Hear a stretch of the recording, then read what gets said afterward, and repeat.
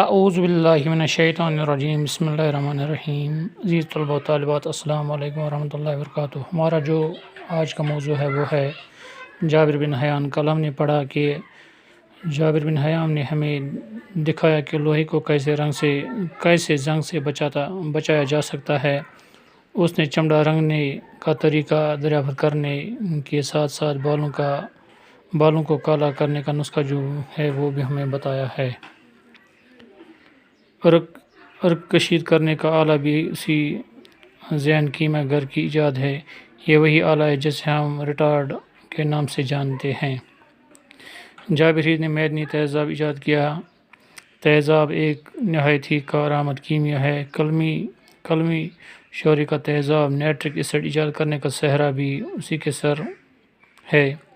Nitric acid بناتے وقت اس کی کافی برتن جو تھے وہ ضائع ہوئے۔ وہ جس برتن میں بھی یہ تیزاب رکھتا تھا تو اس میں سراخ ضرور ہو جاتا تھا۔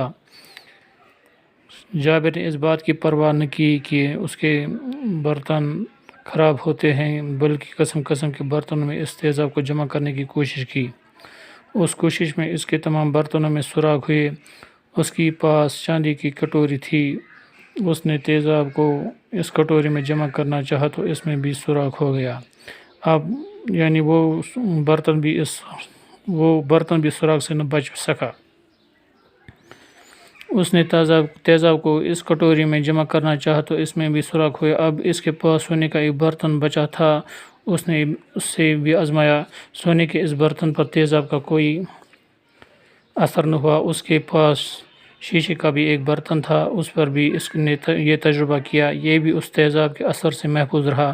چنانچہ اپنے تجربات کا ذکر کرتے ہوئے جابر لکھتا ہے، قلمی شعری کا تیزاب جو تھا اتنا تیز تھا کہ کوئی برتن بچ نہ سکا۔ صرف دو چیزیں ایسی ملیں جن پر اس تیزاب کا اثر نہ ہوا، ایک سونے کا برتن اور دوسرا شیشے کا برتن۔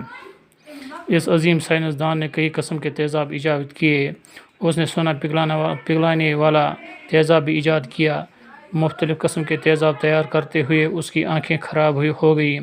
طرح کے تیزاب بناتے اس کی انگلیاں ایک تک جل گئی، یعنی اس کی انگلیاں بھی بچ نہ سکی، لیکن اس نے تحقیق کا کام جو ہے وہ کرنا نہیں چھوڑا۔